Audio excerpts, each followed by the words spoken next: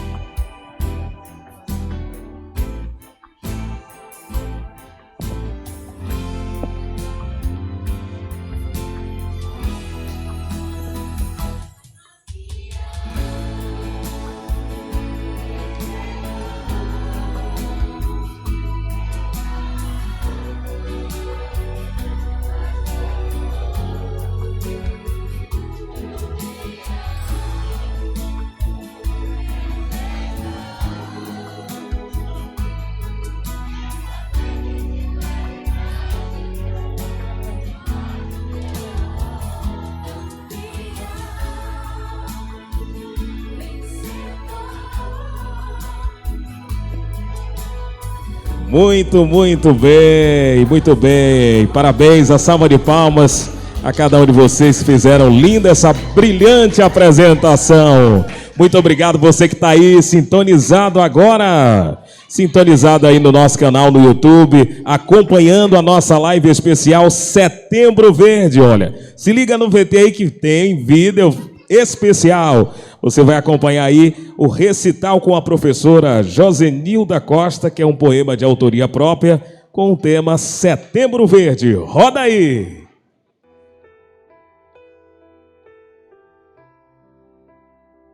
Vamos nos mobilizar e essa data divulgar. Sobre a luta da pessoa com deficiência, a vocês quero informar. Setembro foi o mês escolhido para esta luta começar. E em busca destes direitos, vamos todos lutar. No dia 21 de setembro, a cor verde veio acrescentar, em homenagem às árvores e o início da primavera, as quais representam o florescer e o renovar. Assim como as árvores que crescem, a luta não pode parar, pois ao longo desta vida, o fruto da inclusão iremos saborear. É só acreditar e a empatia praticar. A inclusão social, essa sim, precisa continuar. A cor verde remete à esperança. Com garra e muita perseverança, lutaremos por melhores condições de vida para idosos, adultos, jovens e crianças, que com sua deficiência esperam por um mundo mais justo, onde tenham direitos de igualdade, inclusão, amor, respeito e acessibilidade. Maravilha, depois desse recital maravilhoso com a professora Josenilda Costa, agora é o momento da gente acompanharmos uma bela voz que traz interpretações maravilhosas. Nesse momento vamos ouvir a cantora Isa Ellen, ela que vai fazer a interpretação da música normal É Ser Diferente. Com você, Isa!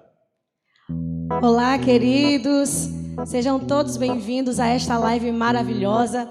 No dia da luta da pessoa com deficiência, nós podemos cantar e mostrar para as pessoas que é normal ser diferente. Eu convido você aí da sua casa para se balançar, para cantar, porque é legal ser diferente. Nós temos amigos diferentes, pessoas diferentes, e não é obrigado ser igual a ninguém. O diferente é o legal e é o normal, sim. Vamos cantar. Tão legal, ó minha gente, perceber que é mais feliz quem compreende que a amizade não vê cor nem continente, que o normal está nas coisas diferentes. Amigo tem de toda cor, de toda raça, toda crença, toda graça. Amigo é de qualquer lugar. Tem gente alta, baixa, gorda, magra, mas o que me agrada é que um amigo a gente acolhe sem pensar. Pode ser igualzinho a gente ou muito diferente, todos têm o que aprender e o que ensinar. Seja careca ou cabeludo, ou mesmo de outro mundo, todo mundo tem um jeito de viver e sonhar.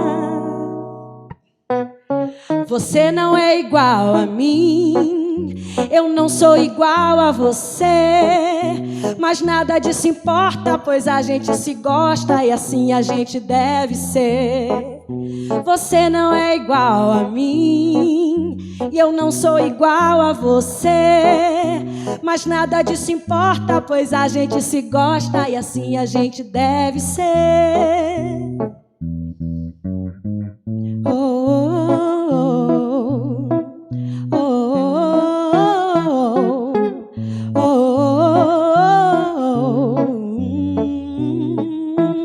Tão legal, ó minha gente, perceber que é mais feliz quem compreende que a amizade não vê cor nem continente, que o normal está nas coisas diferentes. Amigo tem de toda cor, de toda raça, toda crença, toda graça. Amigo é de qualquer lugar.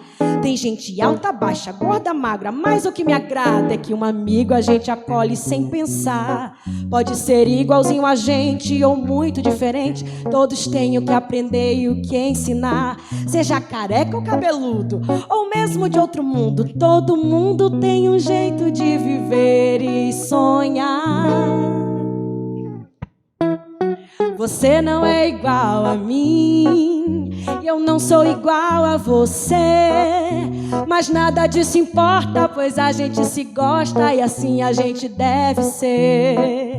Você não é igual a mim, eu sei, eu não sou igual a você, sei também, mas nada disso importa, pois a gente se gosta e assim a gente deve ser. Você não é igual a mim, eu não sou igual a você, mas nada disso importa, pois a gente se gosta e assim a gente deve ser. Você não é igual a mim, eu não sou igual a você, mas nada disso importa, pois a gente se gosta e assim a gente deve ser. Mas nada disso importa, pois a gente se gosta e assim a gente deve ser. E assim a gente deve ser. E assim a gente deve ser.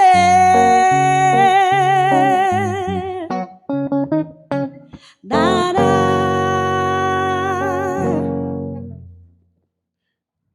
Brilhante apresentação da nossa cantora Isa Ellen, ela que fez a interpretação especial da música Normal é Ser Diferente. E nesse momento vamos abrir o painel 1 com a coordenadora de Educação Especial, Edilene Pereira, e o nosso convidado é Elias dos Teclados. Ele que vai estar compartilhando algumas de suas experiências e também de sua autonomia e independência.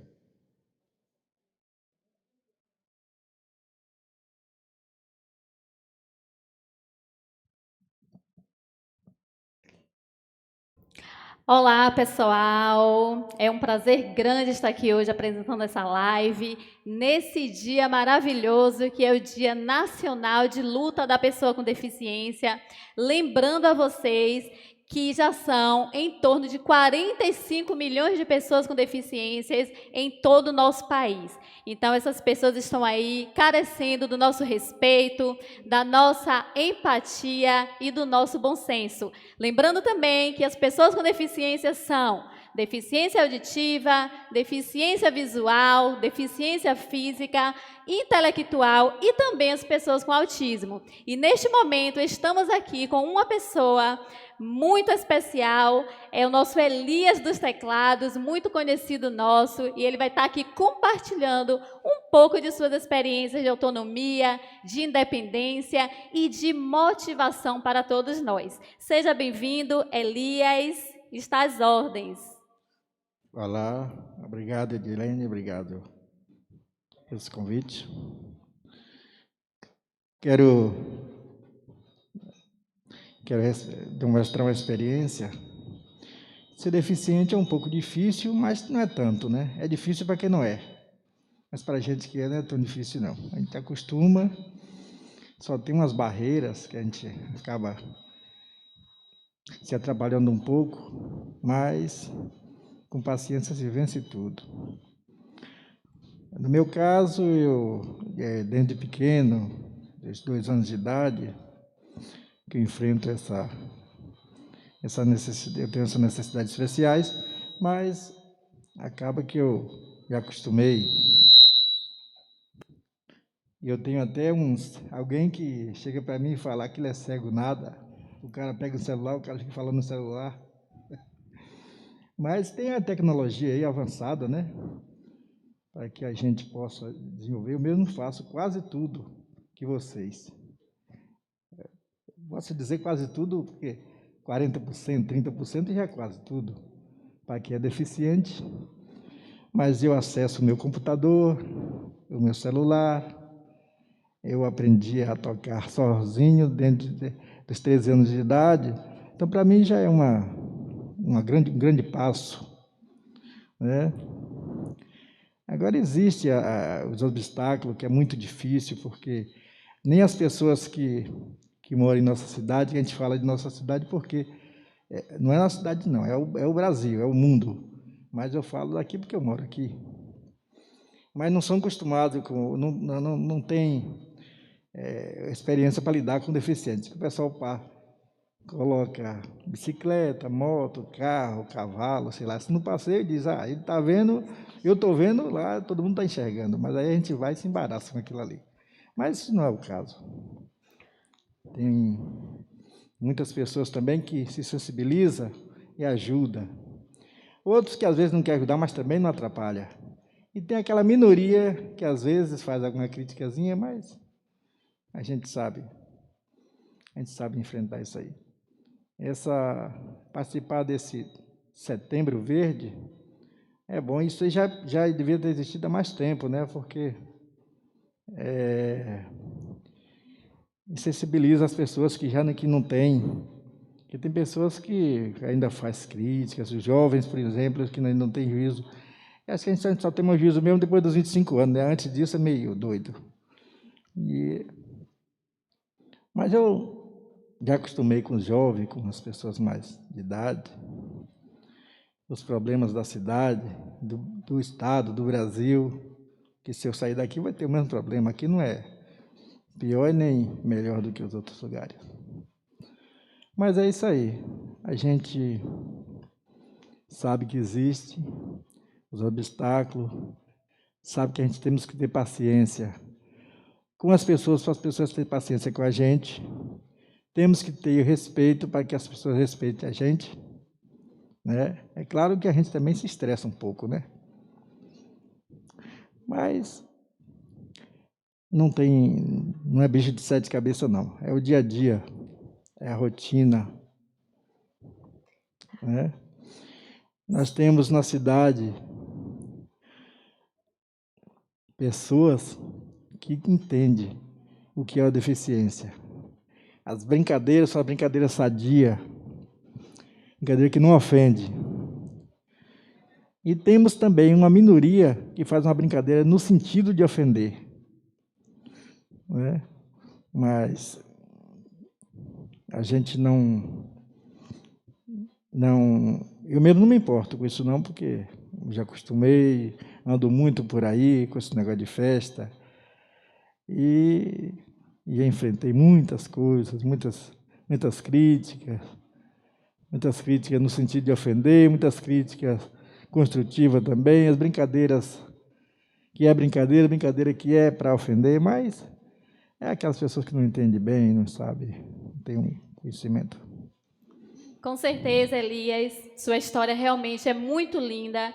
É uma história de autonomia, como eu falei, de independência. Quem conhece você sabe da sua superação e da sua motivação também, está continuando seguindo. A gente te agradece muito por estar aqui neste momento, compartilhando a sua história conosco. Que Deus continue lhe abençoando muito nessa sua jornada, com esse seu talento maravilhoso que todos nós conhecemos.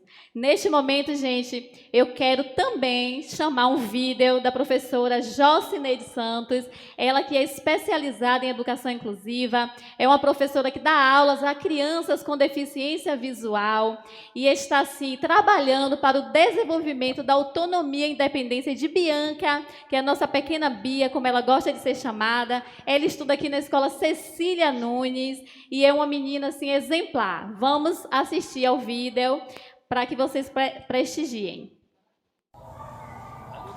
Olá, estou aqui para compartilhar algumas informações a respeito de alguns símbolos que às vezes a gente nem percebe, mas estão em quase toda parte. Para a maioria das pessoas, eles não oferecem nenhuma informação a mais. Agora, para quem tem algum tipo de deficiência, tipo deficiência física, visual ou baixa visão, não é apenas um símbolo, é informações. Eles leem esse símbolo com tato.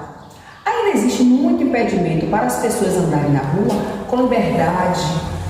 Então, para facilitar a vida, a acessibilidade está aí, rompendo barreiras, garantindo direitos de ir e vir, proporcionando qualidade acessível a todos. Pensando nisso, os pisos rodotáveis tiveram seu início no Japão e a ideia proliferou na Europa e cada país teve sua pesquisa desenvolvendo normas e manuais de aplicação do mesmo produto. O polo tátil significa a sensação através dos pés. Possui duas funções. O primeiro em forma de alerta, mais conhecido como piso de bolinha, igual esse que vocês estão vendo aqui. É um piso diferenciado, com textura e cor, sempre em destaque com o piso que estiver ao seu redor. Em alto relevo, ele vai te alertar, mas não vai dizer o que é. Tipo um sinal amarelo. Pare, cuidado, perigo. Utilizado em situações de risco. Ele é instalado em início e término de um vão, escada, rampas, em frente à porta de elevador, ou para alertar mudança de direção e mudança de planos, que o deficiente visual não consiga rastrear com o pé ou a bengala. O segundo, de forma de trilha, é conhecido como guia ou direcional, exatamente como está aparecendo aqui na tela. Tem a função de indicar o caminho a ser percorrido com segurança, dar direção para onde vou seguir. É o siga em frente. Além do relevo, tem a questão do contraste, que serve para direcionar pessoas com baixa visão chegar ao seu destino. Pode parecer absurdo para as pessoas que enxergam, mas para as pessoas com deficiência visual ou baixa visão, esse piso é fundamental para dar segurança, independência e autonomia. E nós sabemos que a autonomia é um bem inegociável.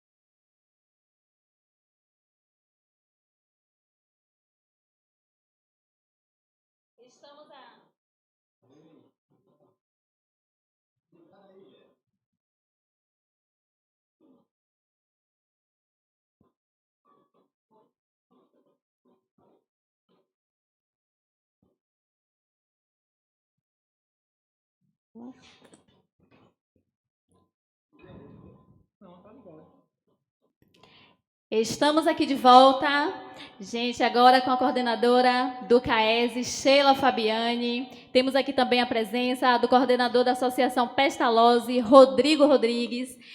Sheila Fabiani vai estar falando para a gente sobre a Lei Brasileira de Inclusão, a Lei 13.146 de 2015, também conhecida como a Lei, o Estatuto da Pessoa com Deficiência, certo? E Rodrigo vai falar para a gente sobre a educação das crianças, jovens e adultos que têm deficiência intelectual. Neste momento, eu passo aqui a palavra para a coordenadora do CAESE, Sheila Fabiani. Olá, gente. Falar da Lei Brasileira de Inclusão, que é um marco, né? É algo que tem de mais recente nessa trajetória da luta da pessoa com deficiência. Eu não poderia falar só da lei, que é um avanço, sem trazer um pouco desse histórico, um pouco da luta da pessoa com deficiência. Isso, gente, se remonta desde os primórdios da existência, desde a era homérica, 1.300 anos antes de Cristo. A pessoa com deficiência já não tinha o seu devido reconhecimento. Há uma frase desse período que diz assim: se a pessoa matar, roubar e trair, ainda que a pessoa mate, roube e traia, desde que ele não seja covarde, estúpido e débil, ele deve viver. Ou seja, o débil já era considerado algo que não servia para nada. Avançando mais um pouco, a gente chega na Idade Média. Na Idade Média, as pessoas que nasciam com deficiência eram chamadas de corpos disformes, e esses corpos disformes deveriam morrer. E aí a gente vai seguindo nesse percurso. Aí melhora um pouquinho, a gente vai conseguindo melhorar na era cristã. Na era cristã, a igreja, né, de uma forma, acaba amparando essas pessoas, acaba acolhendo essas pessoas, mas também com aquele sentimento de piedade, aquele sentimento de coitadinho, de que eu estou fazendo uma caridade, que eu preciso ajudar essa pessoa. E muitas vezes essa pessoa era aproveitada. Tipo assim, quem não já ouviu falar do Corcunda de Notre Dame lá em Paris? Ele era um corcunda, ele tinha um corpo disforme, e ele vai servir para quê? O que é que a gente pode botar para ele fazer? Ele vai puxar o sino, que era um trabalho extremamente braçal, mas que exigia dele ou da pessoa responsável uma certa pontualidade. Então, essa pessoa ficou nessa função sem o seu devido reconhecimento do valor que ele tinha. Então, assim, a gente percebe que isso é algo que não é de hoje, é de sempre. E é um dia de luta. O dia 21 de setembro é chamado de dia de luta justamente porque, antes de Cristo, a gente já tem evidências de como as pessoas tinham essas dificuldades. E aí a gente vai chegando. Quando a gente começa a pensar, já no século XX, lá para a primeira metade do século XX, as pessoas começam a pensar um pouco e a sociedade começou a ver melhor, de uma forma mais, digamos assim, mais interessada na pessoa com deficiência. E o que é que aconteceu? A gente viveu, nesse contexto aí, 4 momentos. A gente viveu o momento da exclusão, depois a gente viveu o momento da integração, aí depois a gente passou para o momento da segregação, depois a integração e depois a inclusão. Então, a exclusão era tudo que existia antes. Essas pessoas viviam lá no seu cantinho, na sua casa, em algumas instituições. Às vezes existiam... Alguém aqui já deve ter escutado falar nas rodas dos excluídos, que geralmente eram conventos, que as meninas ou mulheres que não eram casadas, que tinham filhos, colocavam lá. E também, muitas vezes, as famílias que tinham pessoas com deficiência também colocavam lá nessa roda. E as pessoas ficavam lá, eram tratadas, eram atendidas como um peso na sociedade. Então, isso era a exclusão. Aí, depois, a gente começou a viver a segregação, ou seja, ele é meu filho, eu aceito, mas deixa ele aqui no cantinho, paradinho, e não precisa se expor, não precisa sair, não precisa ir para um aniversário, não precisa ir para uma festa, não precisa. Com o passar do tempo, isso a gente vê muito já no meados do século XX, já a gente começa a ver os movimentos. É aí que surge a PAI, é aí que surge a Pestalozzi, é aí que surgem outras instituições que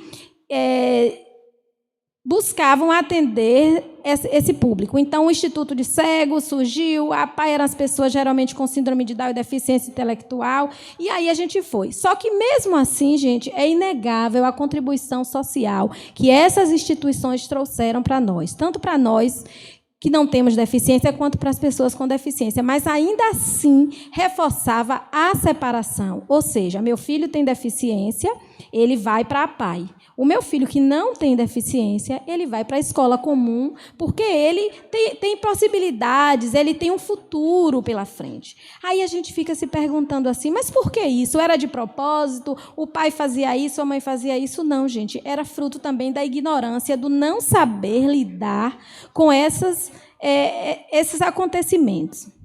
A gente, na minha trajetória como educadora da educação especial, na educação inclusiva, eu sempre via assim, nascia uma criança com deficiência, a mãe recebia, o médico chegava, o neuro, o pediatra dizia, seu filho, mãe, não vai servir para nada, ele vai ser sempre um peso na sua vida, sabe? Então, a mãe, muitas vezes, recebia aquilo ali como um peso, como uma responsabilidade, como uma cruz. Muitas vezes, eu recebi mães que vinham dizer assim, pró, fulaninho é minha cruz, pró. Gente, a gente precisa entender, e nós, enquanto educadores, pais, mães de pessoas que têm algum tipo de deficiência, que ele é um sujeito de direitos. Os direitos deles estão aí, e nós, alguns chegam fácil.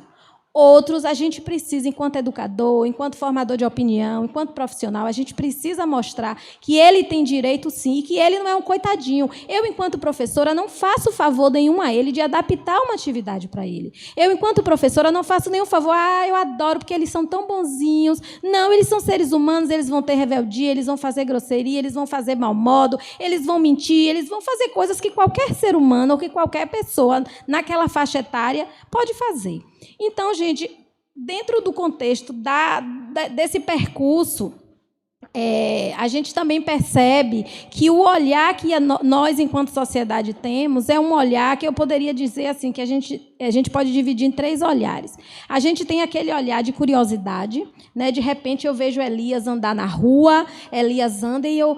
Gente, ele é cego, ele anda sozinho, ele atravessa a rua, ele toca teclado. Ou seja, A gente vê primeiro a deficiência de Elias, para depois a gente entender a possibilidade, quando na verdade tem que ser diferente. Nós precisamos educar o nosso olhar para o ser, para a pessoa, para a essência. A gente vê um cadeirante, a gente, gente, ele trabalha aqui, eu vou numa repartição, encontro lá um cadeirante, ele é cadeirante, mas ela consegue fazer, ela é um ser humano que tem potencialidades, que se foram desenvolvidas, ela vai poder trabalhar e vai exercer o papel dela, muitas vezes, até melhor do que a pessoa que não tem deficiência. Um outro olhar, gente, é aquele olhar de dó. Ele é tão bonitinho, né? Mas é deficiente. Ou ele é lindo, gente. Olha que criança linda, mas é cego. Gente, vamos educar o nosso pensar, o nosso falar. Ao longo da nossa vida, a gente vivenciou isso, mas a gente precisa desconstruir essa forma de perceber e de ver a pessoa com deficiência. E o outro, gente, um terceiro olhar, que eu acho que esse, para mim, é o pior de todos, é aquele que olha e não vê, que exclui, que deixa passar despercebido, que não se envolve, que não busca perceber ali um ser humano, alguém que tem potencialidades, que pode aprender a ler, que pode aprender a escrever, que pode aprender a cantar, que pode aprender a dançar, pode aprender a tocar um instrumento. Esse olhar, gente, para mim, é o que a gente precisa aprender a desenvolver. Bem, eu ficaria aqui falando bem mais, porque eu tenho muito mais coisas para fazer. Mas, voltando, né, à Lei Brasileira da Inclusão, é a lei que todos nós precisamos ler, são 127 artigos, é um avanço, né, no momento que a gente está vivendo, é um avanço muito grande, embora a gente tenha tido aí algumas falas meio distorcidas da questão da inclusão, mas nós precisamos nos apropriar. O público aqui, na sua maioria, que vai estar assistindo a gente agora, é um público de educadores, de familiares, de pais, e a gente precisa entender isso. A pessoa com deficiência é um sujeito de direitos. Então, desde a calçada, como o vídeo da Projó passou aí antes, desde a calçada, para ele poder andar, é um direito dele. Né? A escola acessível, o banheiro acessível, o livro acessível, a adaptação curricular, as atividades proporcionais para seu desenvolvimento cognitivo, tudo isso, gente, um simples óculos é uma adaptação para que a pessoa venha enxergar melhor, venha entender melhor e venha aprender. E, para finalizar, eu queria dizer que o momento que nós estamos vivendo é um momento que as minorias, né, estão ganhando voz, as minorias estão ganhando posicionamento, ganhando espaço para se colocar, para questionar e para buscar seus direitos. Infelizmente, as pessoas que têm deficiência, principalmente as deficiências intelectuais, são pessoas que não falam por si, na maioria das vezes. O cego, se ele não tiver um comprometimento, como é o caso de Elias, ele vive a vida dele. O deficiente físico também, o auditivo também. Mas a pessoa que tem deficiência intelectual, gente, na maioria das vezes, quem fala por ele é a mãe, quem fala por ele é o irmão, quem fala por ele é o tutor dele. Então, essas pessoas precisam que a gente os empodere, mas os empodere no sentido de preparar para a vida, para andar sozinho, para pegar um transporte, para ir no mercado comprar alguma coisa, para vir para a escola sozinho, porque muitas vezes a família superprotege com esse inconsciente de que está lá atrás, de que ele não vai servir para nada. E ele vai servir, sim, porque ele é um sujeito de direitos. Então, eu encerro minha fala perguntando, né, deixando essa pergunta para a gente, para todos nós. Inclusão, nós estamos preparados? Que maravilha, Sheila. Fala excepcional, muito pertinente. Te agradeço muito estar aqui neste momento. Tenho certeza que tirou a dúvida de muita gente que está em casa nos assistindo neste momento. E eu quero chamar um vídeo agora de Cione Barreto, ela que foi a fundadora da Associação Pestalozzi de Castro Alves no ano de 2003. Vamos assistir esse vídeo, pessoal.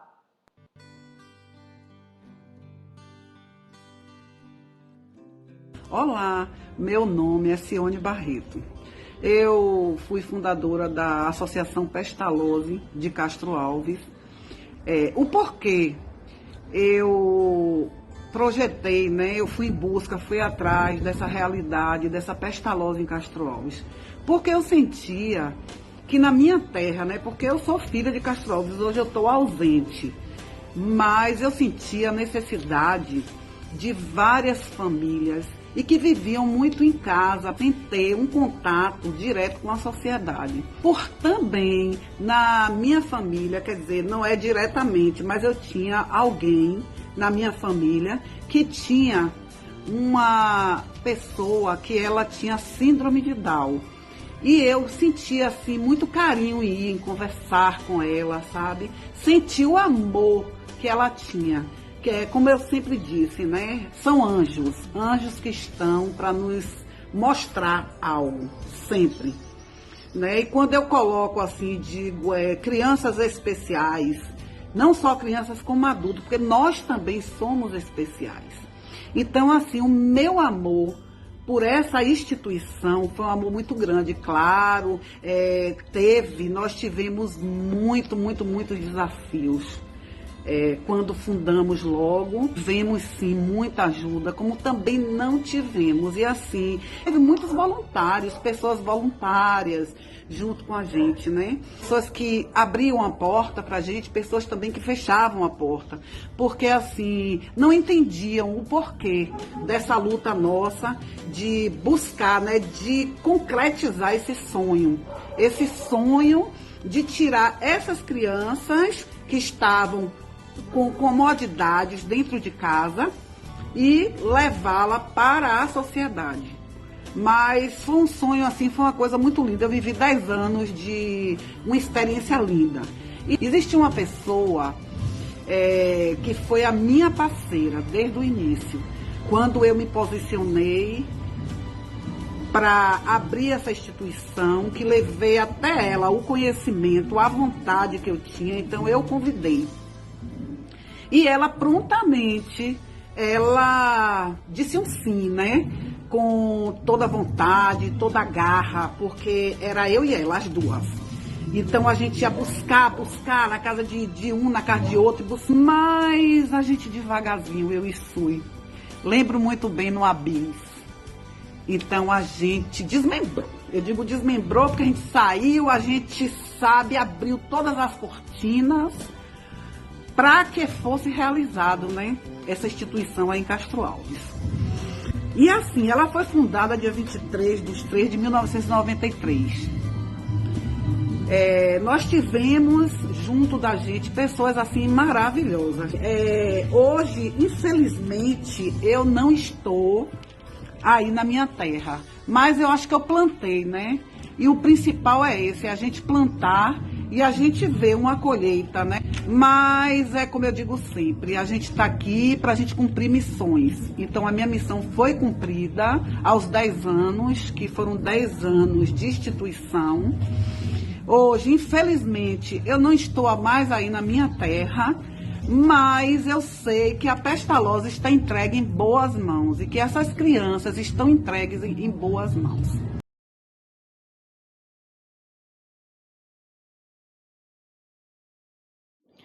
Muito bem, voltamos aqui agora com o nosso coordenador, Rodrigo Rodrigues. Como eu falei, ele vai estar contando um pouco, né, dessa experiência com jovens e adultos com deficiência intelectual para nós.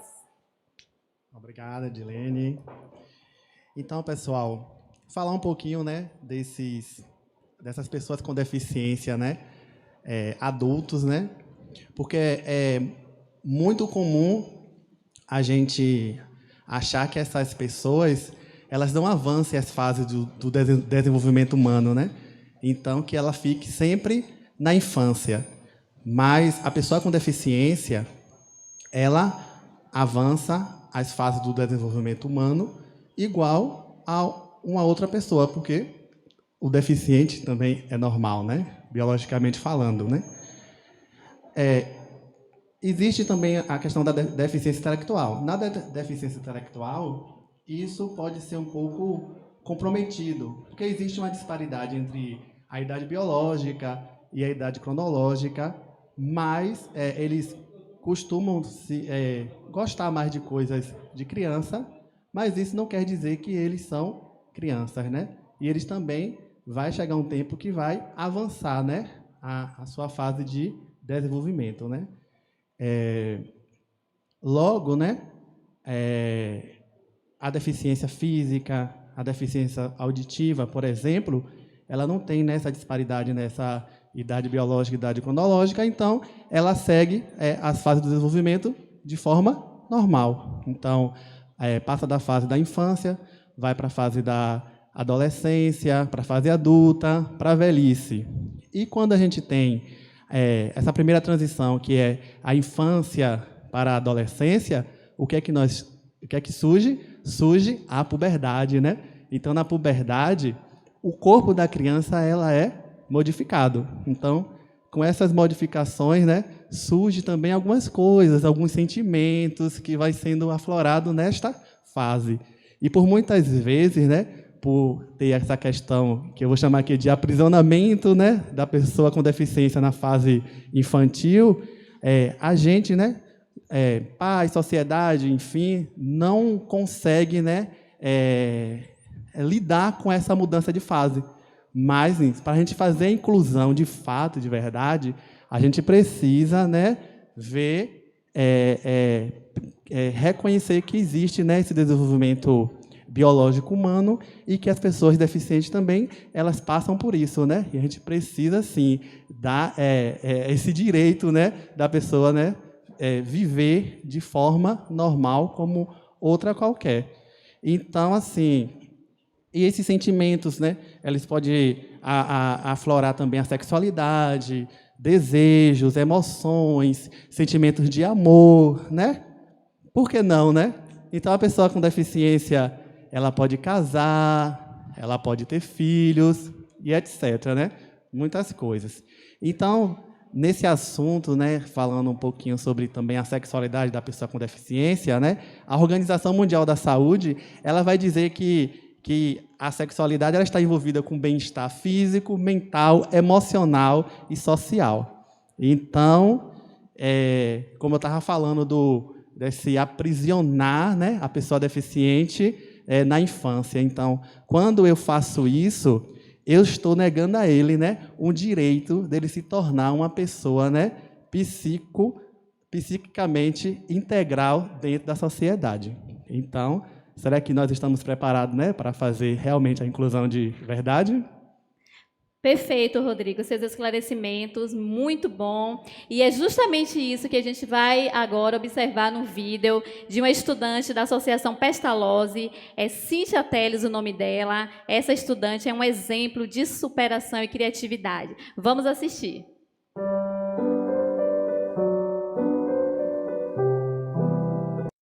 Superação, uma palavra tão ouvida por aí, vem aliada à capacidade que uma pessoa tem em enfrentar uma grande dificuldade e conquistar um objetivo, mesmo que as condições não sejam favoráveis. É para te inspirar a seguir em frente, lutando pelos seus objetivos, que eu apresento aqui a história de Cíntia Teles Menezes, estudante da Associação Pestalozzi de Castro Alves, aluna da professora Maria Cristina. Ela nasceu em 30 de abril de 1978 e até os 9 anos de idade era uma criança saudável e feliz. Mas, infelizmente, Cíntia, nesse período, foi acometida por uma paralisia infantil, acarretando na perda de alguns movimentos básicos, como andar, movimentar o pescoço, movimentar os dedos, enfim. Cíntia adquiriu uma deficiência física, mas ela nunca se desanimou, nunca perdeu sua energia. Cíntia viveu o mais próximo possível de uma vida normal. Casou, tem um esposo super amoroso e uma filha que é o seu orgulho.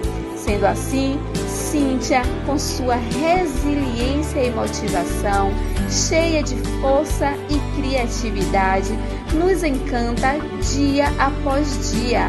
E nesse vídeo, ela está disponibilizando seus lindos artesanatos, criações que ela faz com muito capricho e vende para seus vizinhos e conhecidos. Muito obrigada, Cíntia, por nos lembrar que a vida é curta demais para reclamar, curta demais para não desculpar, para não viver e não amar. Obrigado, Cíntia, por sua história de superação nos apresentar.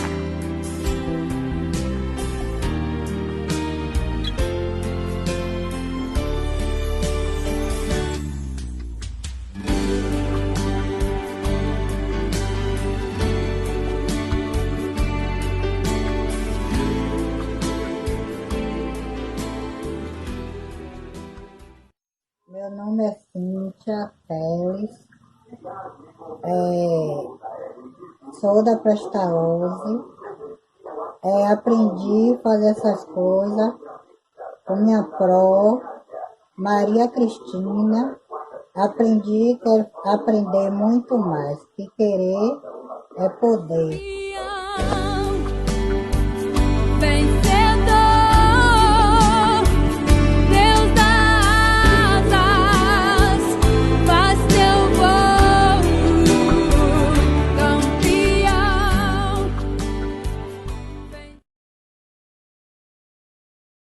Que história linda, né, gente? É emocionante demais.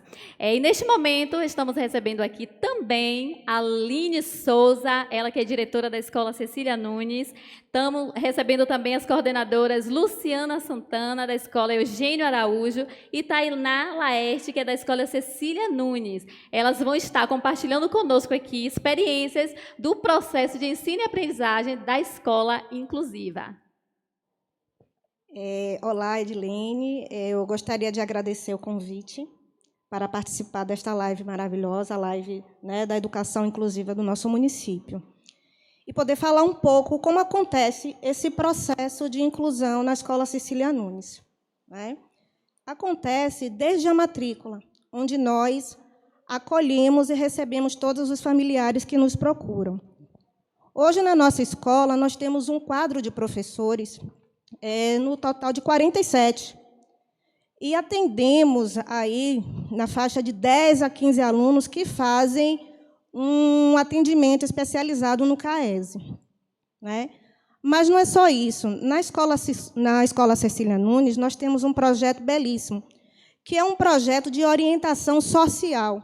O que faz esse projeto? Ele orienta as famílias quais profissionais devem procurar para um atendimento especializado.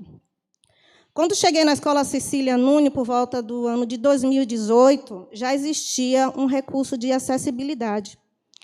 Então, junto à Secretaria de Educação, nós criamos um plano de ação, onde fizemos algumas adequações na escola, para que esses alunos pudessem se sentir realmente acolhidos e tivessem autonomia no ambiente escolar. Então, o que foi feito? Foi construído um banheiro adaptado, foi colocado piso tátil por toda a área da escola, colocação de corrimãos nas rampas de entrada, foi construído também uma rampa na área externa da escola, para que essas crianças pudessem ter autonomia. Né? Mas não é só isso. Além de todo esse processo, ainda existe um atendimento individualizado. Mas isso a nossa coordenadora pedagógica, Tainá, vai falar, né, um pouco mais sobre como acontece. Sim, Aline, é um atendimento individualizado, também presencial. Na verdade, é uma orientação. Os alunos vêm à escola, esses alunos foram selecionados de acordo à matrícula, os alunos que faziam parte do atendimento do CAESE. Nós também, aproveitando, vou falar que nós também sinalizamos alguns alunos para fazer esse atendimento. Então, esse aluno vem à escola, faz atendimento comigo, eu estou falando atendimento, mas é orientação, faz uma orientação comigo de uma atividade, tanto presencial como também eles levam para casa. Mas agora nós vamos assistir a um vídeo, onde vocês poderão ver, através das fotos, tudo isso que a gente acabou de falar. Educação inclusiva. Esse sistema pedagógico garante que todas as crianças sejam respeitadas e se sintam parte do todo. Não importa a cor da pele ou cabelo, a altura, se tem síndrome de Down ou se é cadeirante. No mundo, já são diversos os estudos, experiências e tratados que comprovam os benefícios das escolas inclusivas. É no convívio que as crianças ampliam sua visão de mundo, desenvolvendo empatia, respeito, engajamento e muito mais. E o benefício vai além. As escolas inclusivas contribuem na melhora do rendimento acadêmico. E lembre-se sempre, no Brasil, o direito a esses benefícios na escola regular é uma garantia de qualquer criança pelo artigo 208 da Constituição Federal. Assim está o Cecília Nunes. Orientações individuais.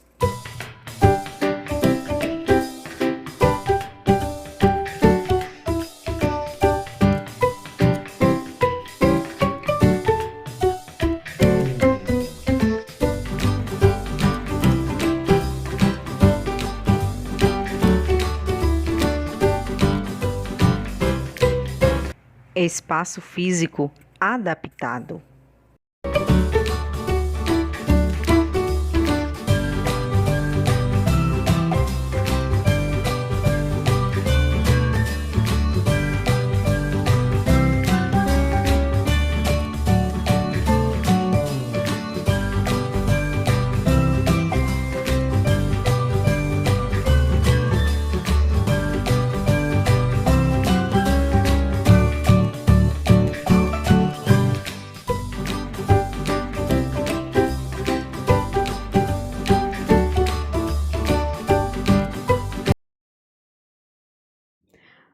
Que bom, gente. A educação inclusiva do nosso município, com certeza, está no caminho certo. Agora vamos ouvir a coordenadora da escola Eugênio Araújo, Luciana Santana.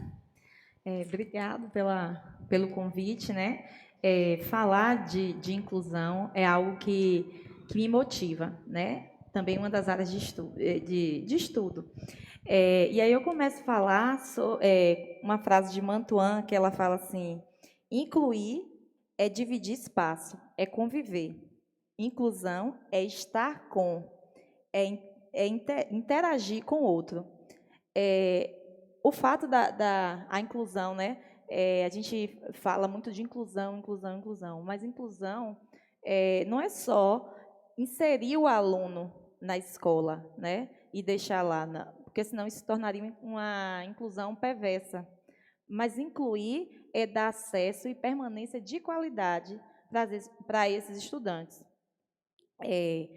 Hoje, o Grupo Escolar Eugênio Araújo tem 10 alunos com necessidades especiais, desde TDAH, surdez, deficiência intelectual, autismo, e a gente busca incluir o máximo dos alunos. Nesse tempo de pandemia, no processo remoto, aqueles que podem, eles estão nas duas modalidades, remoto, e também tem esse apoio das atividades em delivery. Essas atividades em delivery é personalizada para cada estudante, de acordo com as suas necessidades. Então, temos 2 alunas no primeiro ano que têm autismo, e a gente trabalha nas aulas remotas o mesmo conteúdo, porém, a gente adapta, né, faz as adaptações das atividades para que elas também possam estar inseridas. Não é um conteúdo à parte, diferente, mas é o mesmo conteúdo, né? Então, a gente trabalhou no início do ano com o poeta. Então, a gente trabalhou com ela também a questão da coordenação motora com atividade de pintura. A gente trabalhou a escrita do nome. São atividades voltadas para isso, mas de acordo com as necessidades dele, né? A gente trabalhou também com a cultura do Nordeste, então pesquisa de recortes, né, de identificação, com vídeos. A gente trabalhou também com a releitura de Luiz Gonzaga, e a gente pediu que eles fizessem o desenho. Então, assim, junto também com o apoio da família. E aí a gente manda as atividades em bloquinho para que eles possam estar fazendo, para ser uma complementação da atividade que é posta no turno regular dele, né? E também falar de inclusão requer também pensar no contexto histórico, né, da educação inclusiva, marcado por muitas lutas, né, muitas batalhas, a gente está vendo aí no cenário atual, e não dá mais para permanecer, eu falo aqui a nível de Brasil, porque a inclusão, de uma forma geral, né, luta bastante, não dá mais para permanecer com o discurso de que eu não estou preparado. E vai estar preparado quando? Né? Esses meninos estão aí, né, precisam estudar, eles têm potencial.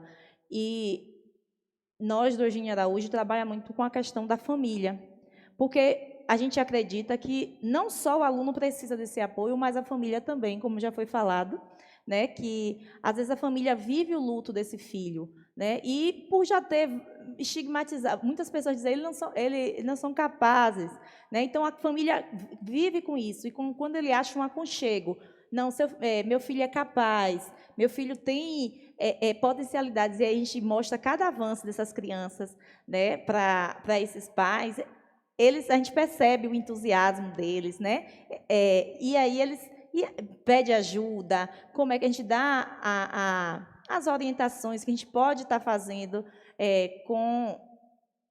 os pais podem estar fazendo em casa com essas crianças, né? Com os alunos, o aluno surdo, né, ele já sabe Libras, né, ele faz o atendimento no CAESE, então isso ajuda bastante e a gente fortalece essa língua materna deles, que é a Libras. Então, as atividades dele vai com a fonte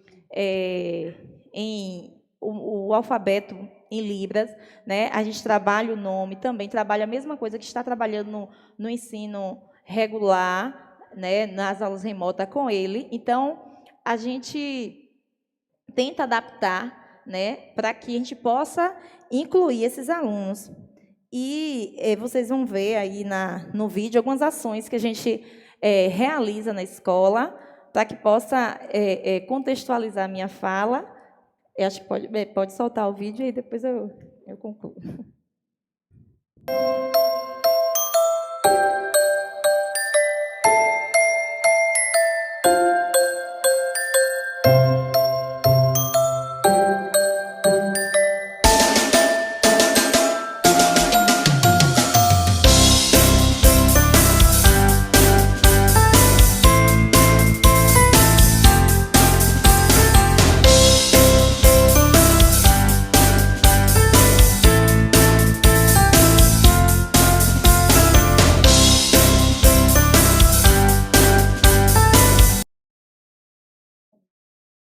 Então, esse vídeo contextualiza muito o que foi falado, né? E a gente trouxe aí a aluna Rihanna, né? Que ela é bem participativa, a família apoia bastante. Quando eu pedi a autorização da mãe para mostrar a imagem dela, aí ela queria vir, ela queria ver. Eu disse, vou mandar o link da live. E como é importante a família nesse processo, né? Rihanna tem um potencial enorme, ela tem avançado, a família ajuda bastante, interage, e a gente vê que faz a diferença, né? E é respeitar o tempo de cada um. Eles têm capacidade, sim, de aprender, mas cada um aprende no seu tempo, né? E Lucas também, as atividades, ele gravou até um vídeo falando em Libras, dizendo que estava com saudade da escola, que quando voltava à escola. Então, assim, isso é muito importante. E aí, no vídeo, tem a frase, né, que a inclusão se faz de dentro para fora e do coração para o mundo. Então, não basta apenas ter formação na área, mas você precisa querer, né? Porque, às vezes, tem pessoas que não têm formação e querem, e faz, e busca. Então, assim, é necessário você gostar, né? Você querer fazer parte e querer que a inclusão, de fato, aconteça. Então, a inclusão, ela precisa acontecer, né? Não só dentro da sala de aula, mas, assim, todo mundo, desde o porteiro, o merendeiro, todo mundo participa desse processo. A inclusão é feita por muitas mãos. Que maravilha, né, gente? Muito lindo todo esse depoimento aqui. É emocionante saber o que as nossas escolas inclusivas estão fazendo em nosso município. Eu agradeço muito, muito a presença de Aline, a presença de Tainá, de Luciana. Muito obrigada, meninas, por compartilhar todo esse conhecimento aqui conosco. E agora, gente, neste momento, eu chamo o vídeo da Escola Convijó. É um vídeo também que foi produzido com muito muito carinho pelo gestor Jorge Neri e pelas professoras de atendimento educacional especializado, Manuela Santiago e Elisângela, elas que são professoras de atendimento educacional especializado. Vamos conferir.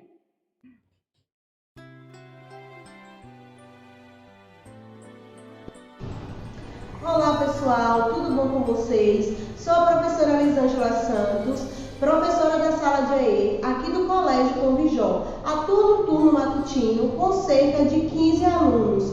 Sou pós-graduada em Psicopedagogia Clínica Institucional e estudante de Educação Inclusiva. Olá pessoal, eu sou a professora Manuela Santiago, também trabalho na sala de atendimento escolar especializado aqui do Convijó, com 18 alunos no turno da tarde.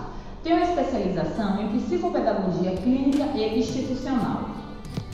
O nosso público-alvo são adolescentes do 6º ao 9º ano que possuem algumas dificuldades de aprendizagem, embora esse não seja o nosso público-alvo, mas também realizamos alguns atendimentos, transtorno da aprendizagem e deficiência.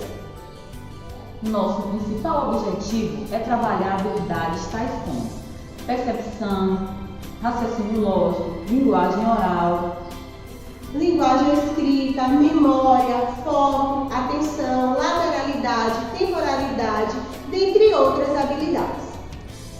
Nosso atendimento tem perspectiva individual, pois entende que trabalhando a individualidade de cada aluno, podemos obter o maior sucesso pedagógico possível. As nossas aulas em 2021, elas estão acontecendo de forma online ou delivery. Isso depende do combinado com o responsável.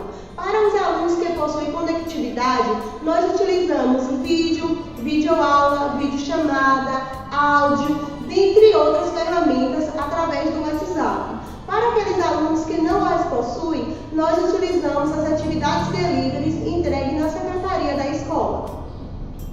Em relação aos recursos, utilizamos desde os recursos industrializados até os recursos reciclados, para que possamos trabalhar da melhor forma a habilidade na aula.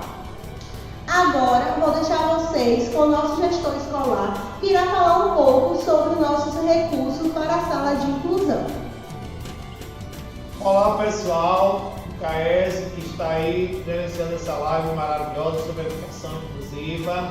Eu sou Jorge, diretor do Convijó, e nesse momento quero apresentar para vocês as conquistas da sala de recursos multifuncionais da nossa unidade escolar. Como vocês bem podem ver, todos esses materiais que vocês estão vendo aqui nesse vídeo foi adquirido através do programa Sala de Recursos Multifuncionais do Governo Federal, onde nós conseguimos comprar esses jogos, computadores, impressora, notebook, data show, caixa de som, material didático para atender aos nossos alunos de forma especial, onde serão monitorados pela professora Elisângela e a professora Manuela. Desde já, sucesso para todos. Bem, gente, então, fazendo uma pequena correção aqui, o nome da nossa professora de atendimento educacional especializado do Convijó é Elisângela Silva, e não Elisângela. E, neste momento, vamos receber aqui em nosso painel a professora Eliana Neves, ela que é professora de Libras e de Língua Portuguesa como segunda língua para estudantes surdos em nosso município. Vai estar aqui compartilhando sua experiência para nós. Muito obrigada, Edilene, pela oportunidade mais uma vez. Dia 26 de setembro é o Dia Nacional de Luta das Pessoas com Deficiência Auditiva. A comunidade surda sempre lutou por melhores condições de igualdade, respeito e dignidade. E para garantir esses direitos, algumas leis foram criadas. Um exemplo é a Lei 10.436. Lá no artigo 14, diz que as instituições de ensino devem, obrigatoriamente, desde a infância, ofertar o ensino de Libras como primeira língua e o ensino de língua portuguesa como segunda língua para as pessoas surdas, ou seja, o bilinguismo. Porém, ofertar a matrícula a esses alunos apenas porque está na lei não é inclusão. Então, como incluí-lo? Uma vez que a gente percebe que as escolas matriculam esses alunos, mas que, infelizmente, eles não são incluídos no processo ensino-aprendizagem. Bom, para que esses alunos sejam realmente incluídos, é preciso mecanismos de acessibilidade pelos quais pessoas com ou sem deficiência interajam e participem nas mesmas atividades. Talvez alguém questione como fazer isso se nas escolas os professores não sabem Libras. Nós sabemos que realmente existem muitas dificuldades para que as pessoas tenham acesso à língua brasileira de sinais. Mas o ideal é que, na escola, não apenas o professor, mas todos, do gestor ao porteiro, tenham conhecimento dessa língua. É fácil? Não, não é fácil. Mas o não saber não significa que nós vamos cruzar os braços, porque, assim como todos, eles precisam ser acolhidos e incluídos. Então, o que fazer? Como fazer? Algumas ações e atitudes são necessárias e possíveis a todos na escola, sabendo ou não Libras. Citarei aqui algumas dessas ações e atitudes que são importantes para esse processo de inclusão. Ao receber esse aluno surdo, pesquise, se informe, procure saber como o surdo aprende. Quando for se comunicar com ele, não fale alto, não grite, acreditando que ele vai escutar, porque não vai. Ele é surdo.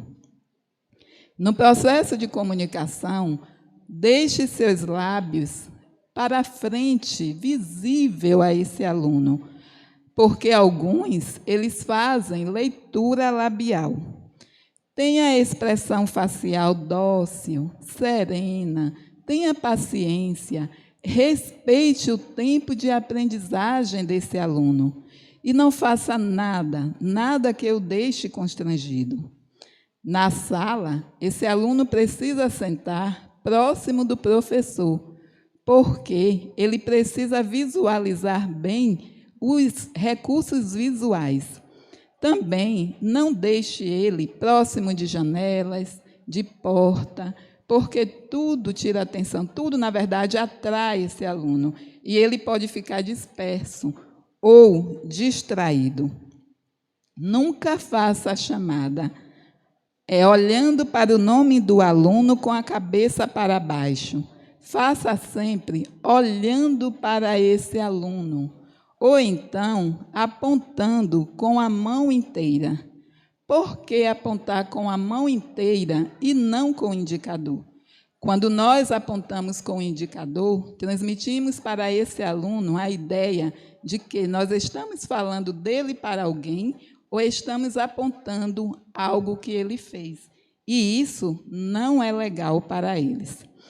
As atividades não podem ser diferentes das atividades dos alunos ouvintes. Elas precisam ser iguais, porém, precisam ser adaptadas ou adequadas à sua especificidade. O conteúdo nunca deve ser explicado antes do aluno copiar. Então, certifique-se, observe se ele já terminou. Depois, explique. Fazer uso de imagens, figuras, filmes, vídeos que represente bem o que está sendo falado é indispensável. Por que isso? Porque o surdo, ele é visual, ou seja, ele aprende a partir do que ele vê. E, ao concluir a sua aula, certifique-se se esse aluno realmente aprendeu. Outra coisa interessante, importante, é a presença do professor intérprete. As escolas que têm alunos surdos não podem abrir mão desse profissional, porque é ele que vai fazer a mediação entre aluno e professor. Ele vai mediar essa comunicação na sala ou em qualquer evento que tenha na escola. Vamos agora ver um vídeo e observar como a professora ela faz uso desses recursos visuais para ensinar profissões a um aluno surdo.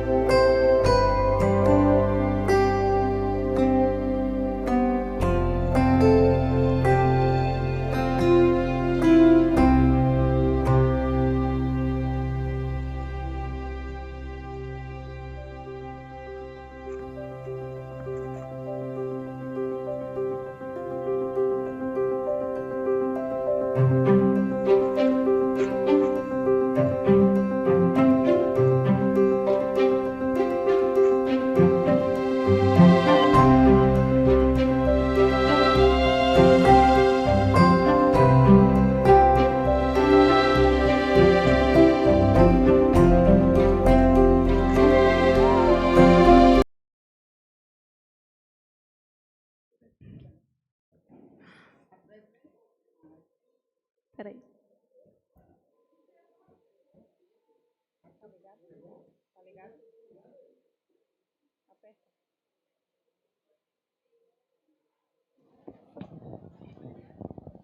No vídeo, a professora apresenta os sinais a partir das imagens. Ela mostra a imagem e o sinal relacionado àquela imagem.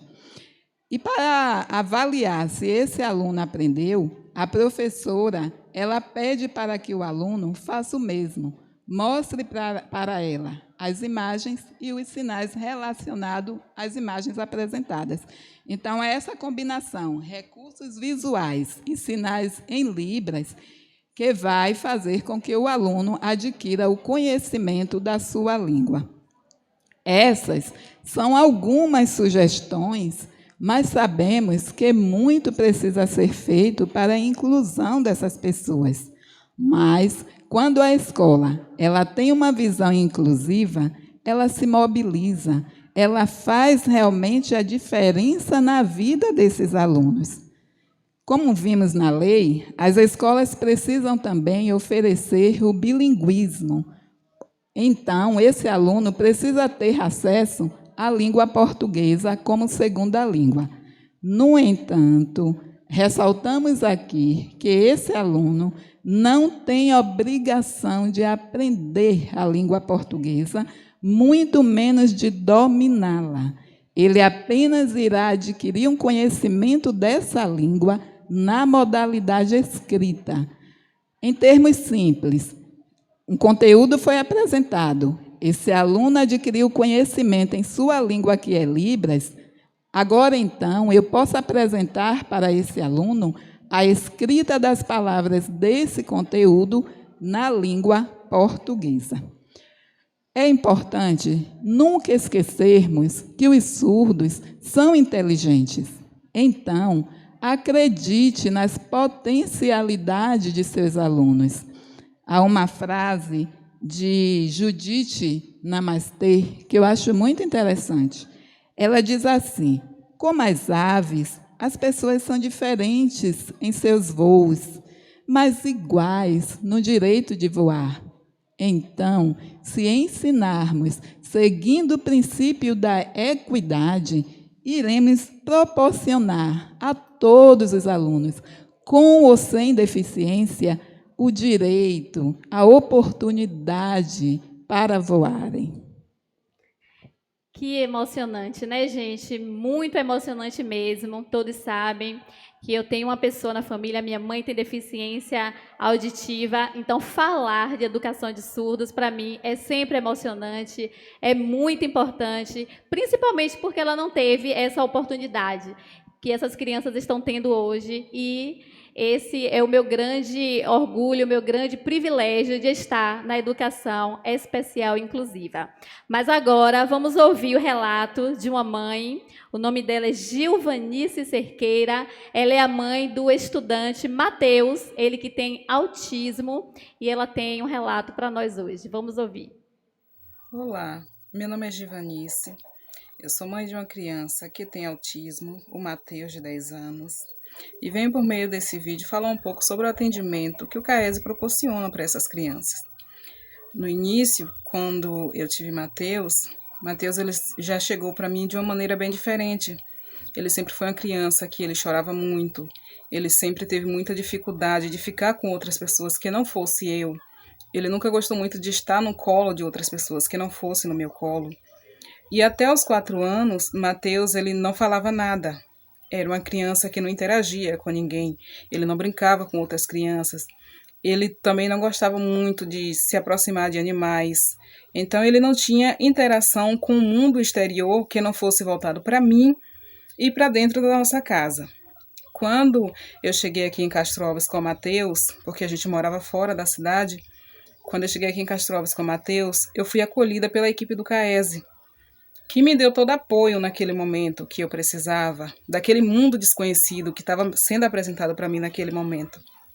Aquela equipe que me enxergou da maneira que eu estava vivendo naquele momento, assustada, sem entender, sem compreender aquele universo que o meu filho estava apresentando para mim, mas que até então eu não conhecia. E a equipe do CAESE, com toda a compreensão, me recebeu e aos poucos começou me explicando como lidar com aquilo, como o Matheus era.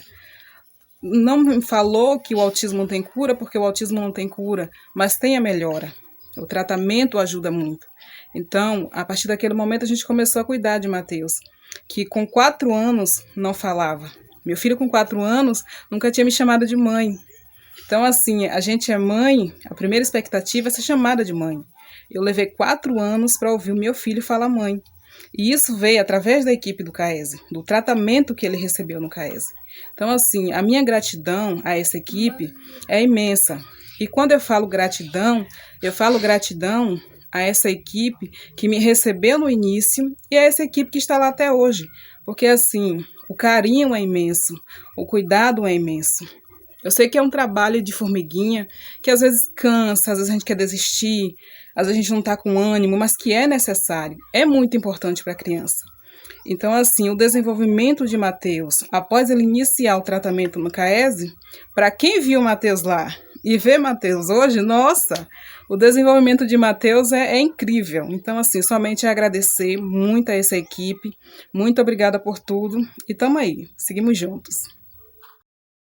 Voltamos aqui, gente. Agora temos aqui a presença da nossa querida Rose Carvalho, ela que é nossa conterrânea, foi por muito tempo professora alfabetizadora aqui em nosso município. Ela é psicopedagoga, também tem especialização em neuropsicologia e fará uma explanação para a gente hoje sobre a sua experiência com autismo e também abordará um pouco da Lei 12.764 de 2012, que é a Lei Berenice Piana, que trata da proteção das pessoas com autismo. Seja bem-vinda, Rose.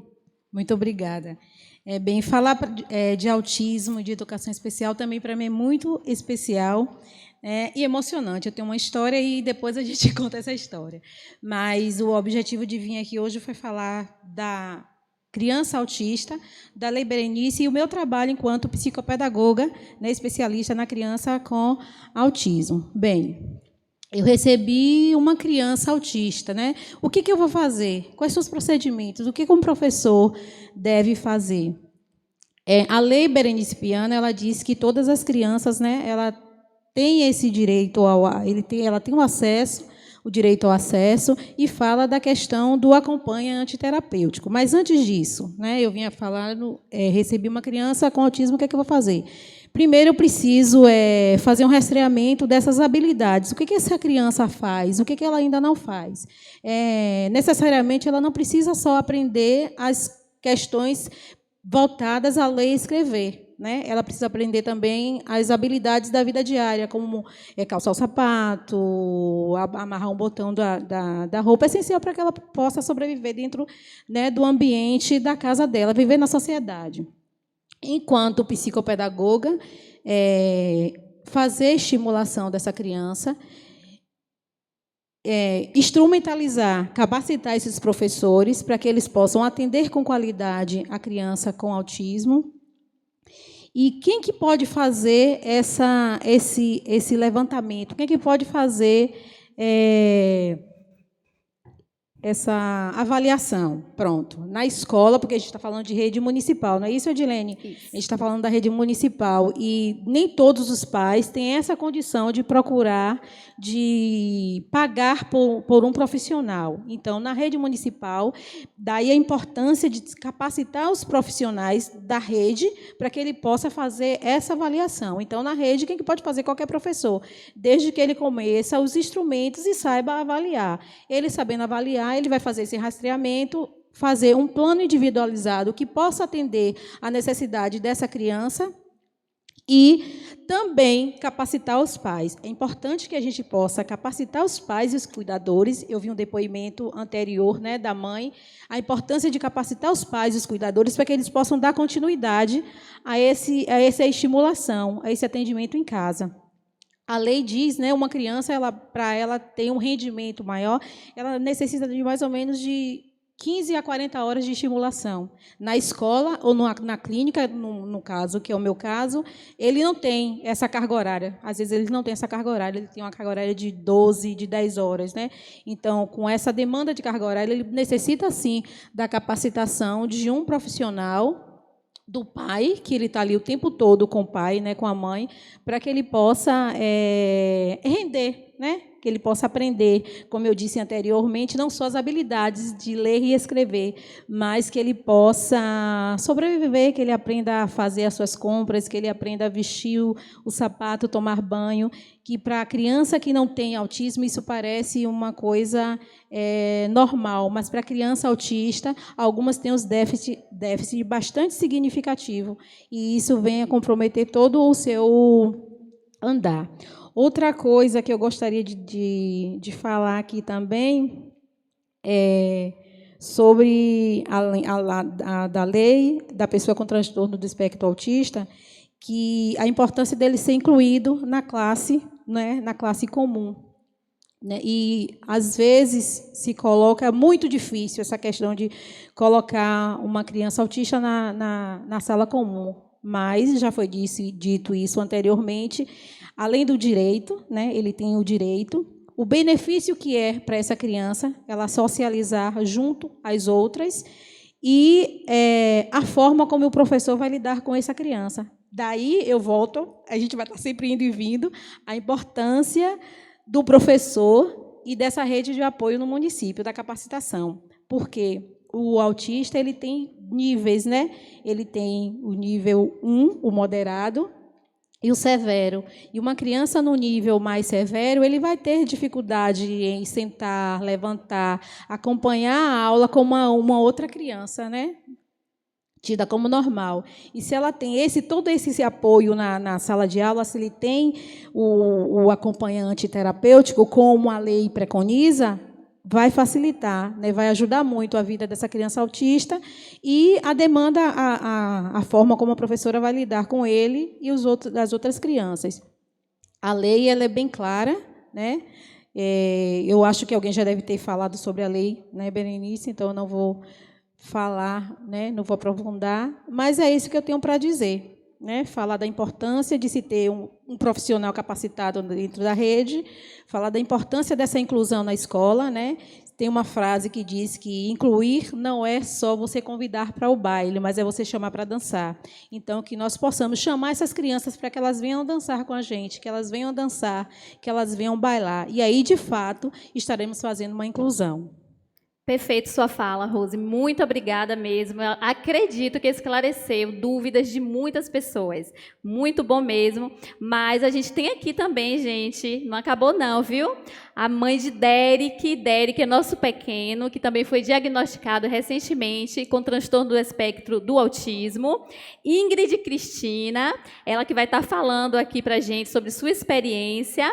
E temos também a professora Litânia. Litânia, que é professora da escola Oswaldo Campos. Ela também é formada em psicopedagogia e vai estar aqui compartilhando a sua experiência conosco. E eu tenho uma pergunta, viu?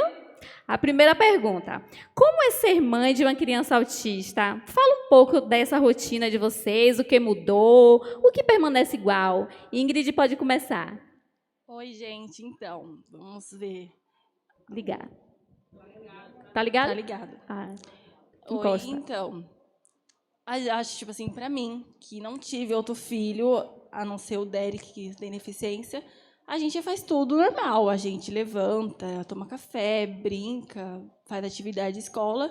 E tem a questão da não fazer aquela atividade que toda criança faz normalmente. Tipo assim, você ensina a ler, ensina a escrever. É bem mais, um pouco mais difícil, porque a gente mostra a letra e mostra um desenho. Mostra uma letra, mostra um desenho. E é um trabalho de formiguinha. A gente faz um pouquinho aqui, um pouquinho ali.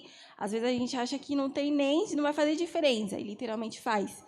Quem viu o Derek quando chegou aqui na Bahia, aqui em Castro Alves, e o Derek de agora é totalmente diferente.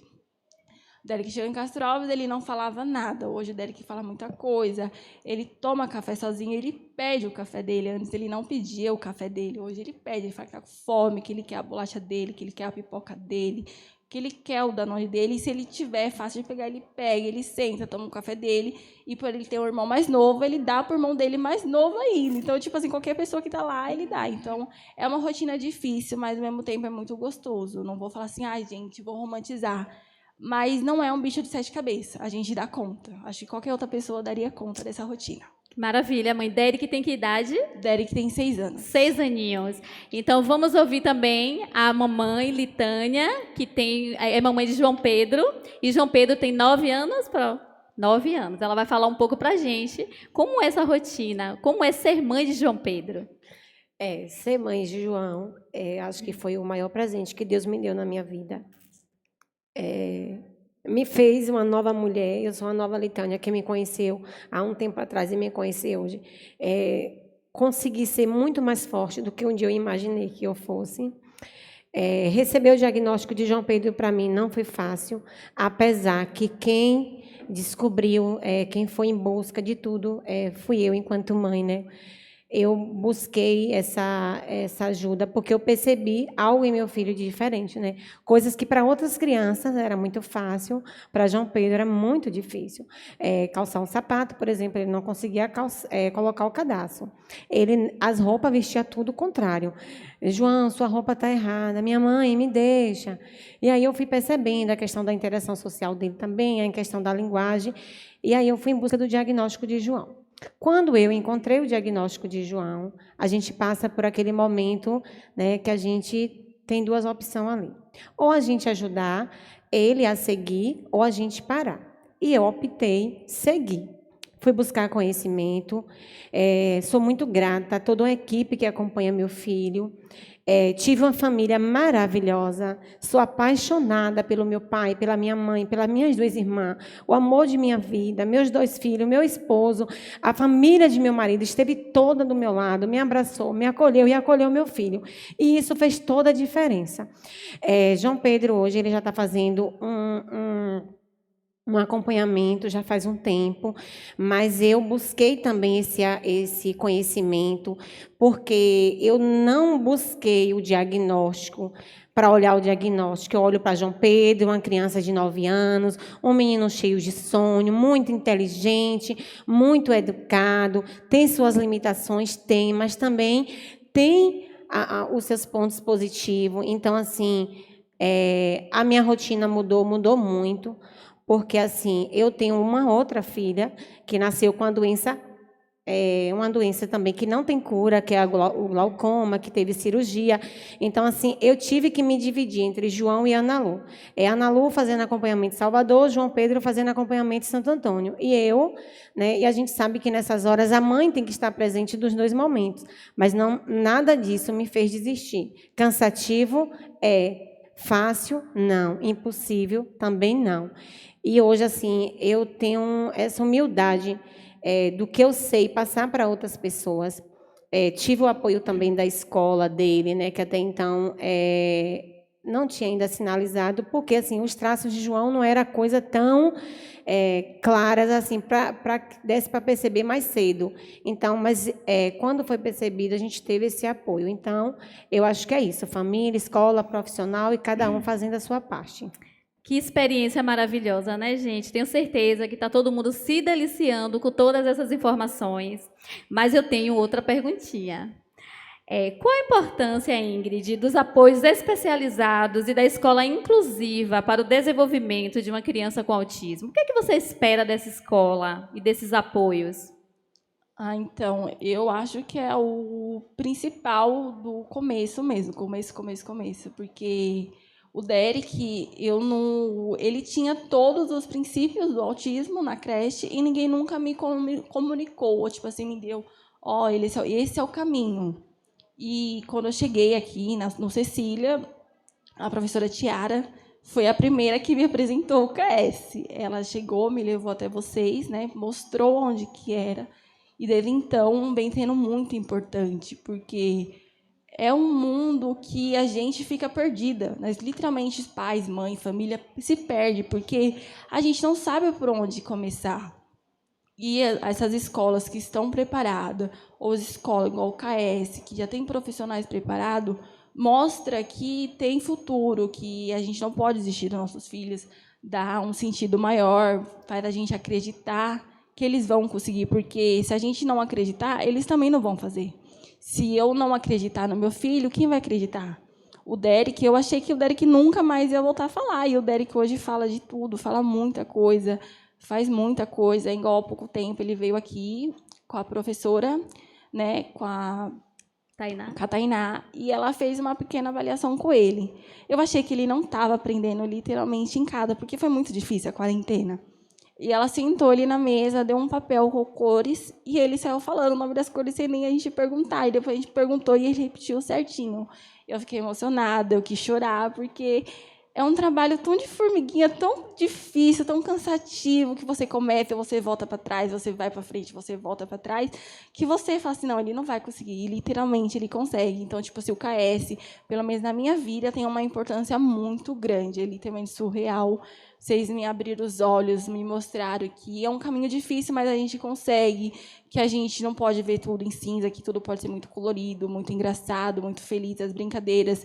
Mostrou que a gente brincando, a gente ensina demais. Então, a gente brinca e ensina. Então, literalmente, acho que todo mundo que puder, tiver essa oportunidade, não só com criança deficiente, mas com qualquer tipo de criança que tenha uma dificuldade de aprender e puder passar por esse lugar, pelo KS ou qualquer outro lugar que ensine desse jeito, é uma boa escolha. Recomendo para qualquer um. Posso fazer uma... Posso? Que maravilha, mãe. A gente vai ouvir a Rose, gente. Estou emocionada, viu? Rose quer falar? Pode falar, Rose, um pouco. É lindo demais isso. É impossível não se emocionar com a fala da mãe, né?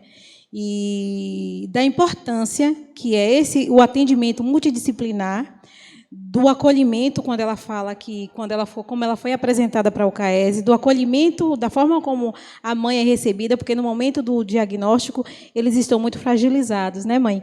Está tão fragilizado, então assim, o olhar sensível, a sensibilidade de quem acolhe, isso é muito importante, né? Então, olhar a família como um todo. Eu sempre digo aos pais, eu preciso cuidar de você para depois eu cuidar da tua criança. Porque se eu não cuidar da família, muito dificilmente a gente cuidará dos demais, né? Então, é bem emocionante, eu vejo que ela está bem emocionada, essa questão do acolhimento, de acolher a família, né? Para que possam seguir, e do trabalho multidisciplinar dos profissionais que acompanham essas crianças. Verdade, Rose. Você, Litânia, pode estar falando para a gente. A equipe especializada ela é muito importante, né? E eu quero ressaltar que Castro Alves está à frente de muita cidade que eu conheço. Eu faço parte de vários grupos, converso com várias mães, e assim, a gente tem esse... eu falo que é um privilégio porque é para poucos, né? Temos hoje o CAESE, que tem essa equipe toda que acompanha, então isso é muito importante. As famílias também, ser acolhida, isso é muito importante. E eu acho que é isso, é a parceria de todo mundo fazendo a sua parte, ajudando, e a gente só tem a ganhar. Prontinho, gente. Então, a gente está chegando ao final da nossa live, mas eu quero que vocês deixem uma mensagem para a gente poder finalizar. Pode começar, Ingrid, se tiver uma mensagem para as mães que estão nos assistindo neste momento.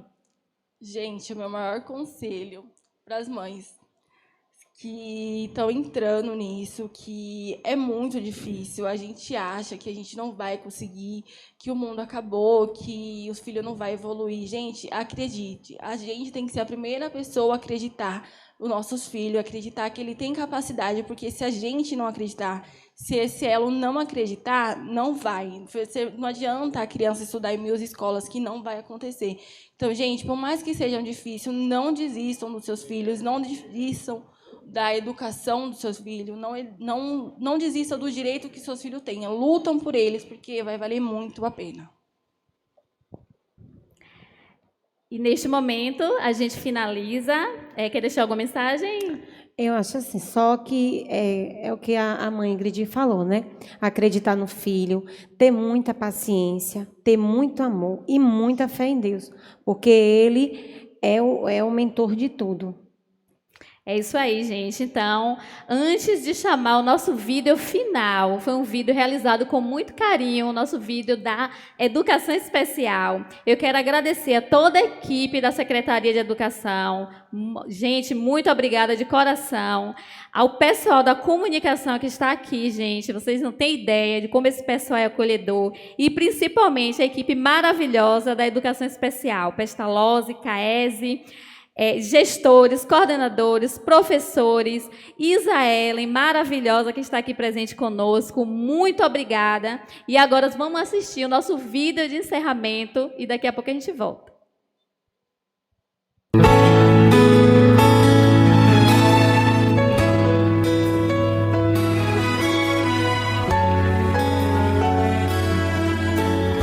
Já pensou? Se você pudesse fechar os olhos, o que você enxergaria?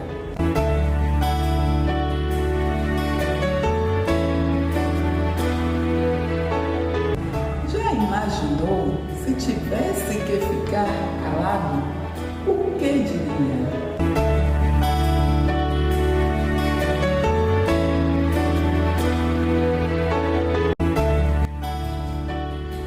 E se você não pudesse andar, onde iria?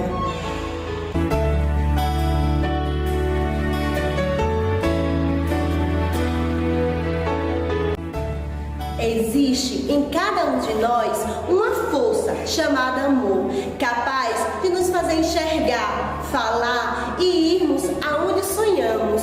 Basta querer, basta acreditar.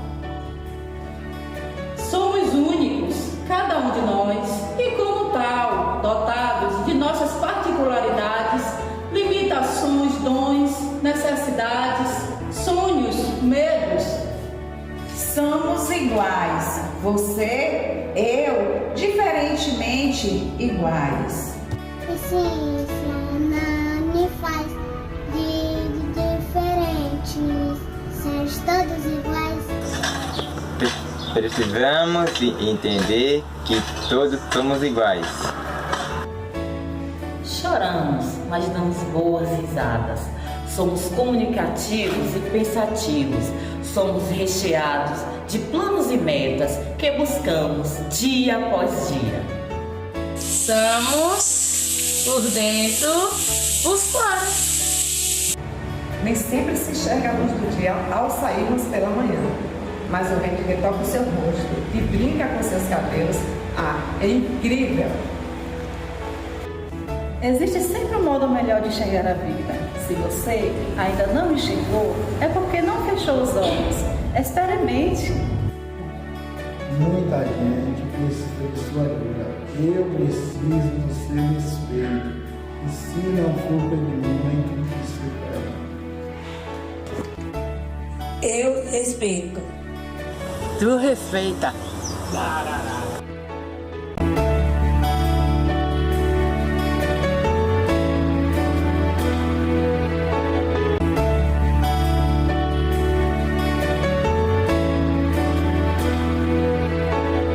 Com jogo e respeito, pratique o amor.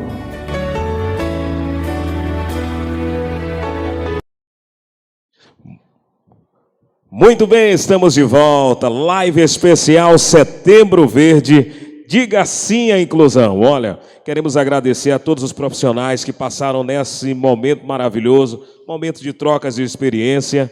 Enfim, agradecer toda a coordenação, a Secretaria Municipal de Educação, através de todo o corpo técnico responsável por realizar esse momento maravilhoso. Essa paródia que acabamos de acompanhar foi também uma das escritas trazida por nossa Josenilda Costa, professora, ela que trouxe aí no poema inicial, recital, aonde nós pudemos apreciar esse momento maravilhoso. Estamos chegando ao final. Muito obrigado a você, cara internauta, que nos acompanhou nessa live especial. Diga sim à inclusão. Segue lá com Isa Ellen. Muito obrigada, Caese, obrigada, equipe da Educação Especial do município de Castro Alves. Que Deus abençoe vocês. E vamos cantar porque a inclusão tem que ser de verdade. A minha sorte grande foi entrar na educação e me envolver por inteira. Viver a emoção, fazer reflexão e uma inclusão verdadeira. É lindo ver o sorriso no brilho dos olhos dos alunos ao incluir. Com amor e respeito, a inclusão destes alunos tem que existir. Chegou em todo espaço, mudando todos os passos para incluir de forma verdadeira. Chegou por todo lado, direitos afirmados com garantia em leis brasileiras. Verdadeira, verdadeira, verdadeira. Inclusão tem que ser verdadeira. Verdadeira, verdadeira, verdadeira. Inclusão tem que ser verdadeira. A minha sorte grande foi entrar na educação e me envolver por inteira. Viver a emoção, fazer reflexão e uma inclusão verdadeira. É lindo ver o sorriso no brilho dos olhos dos alunos ao incluir. Com amor e respeito, a inclusão destes alunos tem que existir. Chegou em todo espaço, mudando todos os passos para incluir de forma verdadeira. Chegou por todo lado, direitos afirmados com garantia em leis brasileiras. Vamos lá, vamos lá! Verdadeira, verdadeira, verdadeira.